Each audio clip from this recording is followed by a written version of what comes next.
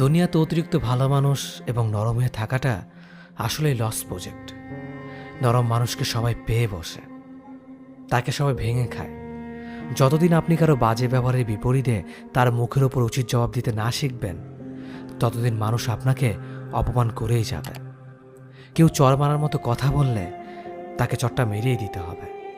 ভালো মানুষই করে সেটা পেন্ডিংয়ে রাখা উচিত না। কেউ চর মারার মতো কথা বলে আজকে আপনার কাছ থেকে পার পেয়ে গেলে কালকে সে আপনাকে আরও বাজে কথা বলবে। তখন আপনার নিজের মানসিক যন্ত্রণার জন্য আপনি নিজেই দায়ী থাকবেন। স্ট্রেট ফরওয়ার্ড হন, স্পষ্টবাদী হন। কেউ আপনাকে রুড বলবে, কেউ আপনাকে অ্যারোগেন্ট বলবে, কেউ বলবে বেয়াদব, বলুক। মাঝে মাঝে নিজের আত্মসম্মান বজায় রাখতে একটু রুড অ্যারোগেন্ট হতেই হয়। পৃথিবীর সব কিছুর সাথে আপোষ চলে, কিন্তু নিজের আত্মসম্মানের সাথে আপোষ চলে না। যে সম্পর্কগুলো যোগাযোগহীনতা নষ্ট হয়ে গেছে, তাদের কথা মনে পড়লে অভিমান হয়। কত সময়ের বিনিয়োগ, কত এফোর্ট, কত যত্নের যোগফলে একটা সম্পর্ক বড় হয়ে ওঠে, অথচ কত ঠুনকো বিষয় নিয়ে সম্পর্কের মাঝ দিয়ে বয়ে যায় দূরত্বের নদী। এমন কত ভালো সম্পর্কের সাথে কোনো কারণ ছাড়াই যোগাযোগ নেই। এখন আর কথা হয় না, শব্দ শুনতে পাই না, দেখা নাই, ছোঁয়া হয় না। কারণে মানুষের সাথে দূরত্ব সৃষ্টি হয়। তার চেয়েও বেশি মানুষের সাথে দূরত্ব সৃষ্টি হয় অকারণে। আমার এক বন্ধুর কথা মনে পড়ে, যার সাথে আমার অজস্র স্মৃতি জমে আছে।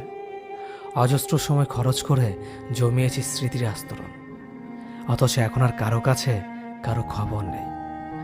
ভালো কিংবা খারাপ সংবাদ আর কারো কানে পৌঁছায় না। কথায় আছে, কে জানে কেমন আছে। এই যে জীবনের সাথে ঘনিষ্ঠতা বাড়তে বাড়তে ব্যস্ততার সাথে সম্পর্ক গড়ে ওঠে, নতুন নতুন মানুষ আসে আর পুরাতন মানুষ হারিয়ে যায়। আমার অবসরে ভীষণ মন খারাপ হয়। হারিয়ে ফেলার পরে কেঁদে কি লাভ, থাকতে যদি আগলে রাখতে না পারো। যাকে অন্যের পাশে দেখতে কষ্ট হয়, তাকে নিজের করে রাখতে জানতে হয়। তোমার যদি মনে হয় যে থাকার এমনিতেই থাকবে, যে ভালোবাসার সে অবহেলার পরেও ভালোবাসবে, তবে তুমি সম্পূর্ণই ভুল। রাখতে না জানলে কেউই থাকে না পাশে, আর ভালোবাসা না পেলে কেউ ভালোবাসে না, কারণ সবাই তোমারই মতো মানুষ। যত্ন না নিতে জানলে কোনো সম্পর্কই টিকে না, তা হোক রক্তের, হোক ভালোবাসা বা বন্ধুত্বের। তেমনিভাবে আগলে রাখতে না জানলে প্রিয়জনই বলো অথবা আপনজনই বলো, কেউই পাশে থাকে না। কাউকে আপন করে রাখতে হলে তাকে ভালোবাসতে হয়, সময় দিতে হয় আর যত্ন নিতে হয়। পৃথিবী লেনদেনের উপর নির্ভর করে চলে। কিছু পেতে হলে তোমারও কিছু দিতে হবে। আপনি যদি কাউকে সত্যিকার অর্থে ভালোবেসে থাকেন, তাহলে অবশ্যই তাকে সবটা দিয়ে ভালোবাসবেন। ভালো থাকুক আপনার ভালোবাসা, ভালো থাকুক আপনার ভালোবাসার মানুষটা। ধন্যবাদ সবাইকে। একজন স্ত্রীর চাহিদা তখনই বেড়ে যায় যখন স্বামীর সাথে দূরত্ব বেড়ে যায়। তখন সে গয়না, শাড়ি, দামি জিনিস এসবের প্রতি ভালো লাগা খুঁজে বেড়ায়। স্ত্রী হলো মাটির মতো, আর ভালোবাসা হলো পানি। আপনি দুটো একসাথে মিশিয়ে ইচ্ছে মতো আকৃতি দিতে পারবেন। আপনার স্ত্রী কখনোই আপনার কাছে লক্ষ টাকা দামের জিনিস চাইবে না। যদি আপনি মাঝে মধ্যে স্ত্রীকে নিয়ে রাস্তার পাশে 30 টাকা দামের ফুচকা খান, আপনার স্ত্রী কখনোই আপনাকে বলবে না আমাকে দামি গাড়ি কিনে দাও। যদি আপনি মাঝে মধ্যে স্ত্রীকে নিয়ে হুট খোলা রিক্সায় এই শহরটা একটু ঘুরে বেড়ান, পুরো সংসারের কাজ করার পরেও আপনার স্ত্রী বলবে না আমার কষ্ট হচ্ছে। যদি আপনি আপনার স্ত্রীকে ভালোবেসে কপালে একটা চুমু খান এবং বলেন সারাদিন অনেক কাজ করেছ। ভালোবাসা শুধু দামি জিনিসের মধ্যেই লুকিয়ে থাকে না। মাঝে মধ্যে ভালোবাসা 15 টাকা দামের গোলাপ আর রাস্তার পাশে বিক্রি হওয়া 25 টাকা দামের কাচের চুরির মধ্যেও লুকিয়ে থাকে। আপনাকে সে অনেক বেশি ভালোবেসেছিল, তাই না? অনেক কেয়ারিং করত, কিছুক্ষণ পর পর আপনার খোঁজ খবর নিত, বারবার SMS করে জানতে চাইতো কেমন আছো, কি করো, কোথায় আছো, খাওয়া দাওয়া করেছো কিনা। অনেক প্রশ্ন করত, তাই না? যার সীমা নেই। সে সকাল, দুপুর, বিকেল, সন্ধ্যা, রাত এবং সবসময় SMS করে আপনার খোঁজ রাখত। তার কেয়ারিং দেখে আপনিও দুর্বল হয়ে পড়লেন এবং তার কথা মতো চলতে শুরু করলেন। কিন্তু হুট করে সে একদিন পরিবর্তন হয়ে যাবে। কি অবাক হলেন? অবাক হওয়ার কিছুই নেই। ভুল মানুষের ভালোবাসা এমনভাবেই শুরু হয়। যে মানুষটা রাতভর জেগে আপনার সাথে কথা বলতো, আপনার কণ্ঠ না শুনলে যে মানুষটা ঘুমাতে পারতো না, একটা সময় দেখবেন সেই মানুষটা রাত 10টার আগেই গভীর ঘুমে তলিয়ে পড়বে। তখন বুঝে নিয়েন মানুষটা একটু একটু করে আপনার জীবন থেকে সরে যাওয়ার পথ খুঁজছে। আপনাকে অনলাইনে দেখা মাত্রই যে মানুষটা নিজ থেকে আগে SMS করত, আজ সেই মানুষটাই আপনাকে অনলাইনে দেখে ফেসবুকের চ্যাট অফ করে রাখে। যে মানুষটা আপনার সাথে কথা বলার জন্য অস্থির থাকতো, আজ সেই মানুষটাই আপনার SMSটাও সিন করার সময় পায় না। একসময় দেখবেন সেই মানুষটাই আপনার পাশ দিয়ে হেঁটে চলে যাবে, অথচ আপনার দিকে ফিরেও তাকাবে না। তখন মনে অনেক প্রশ্ন জাগবে, কেন সে এমন করছে?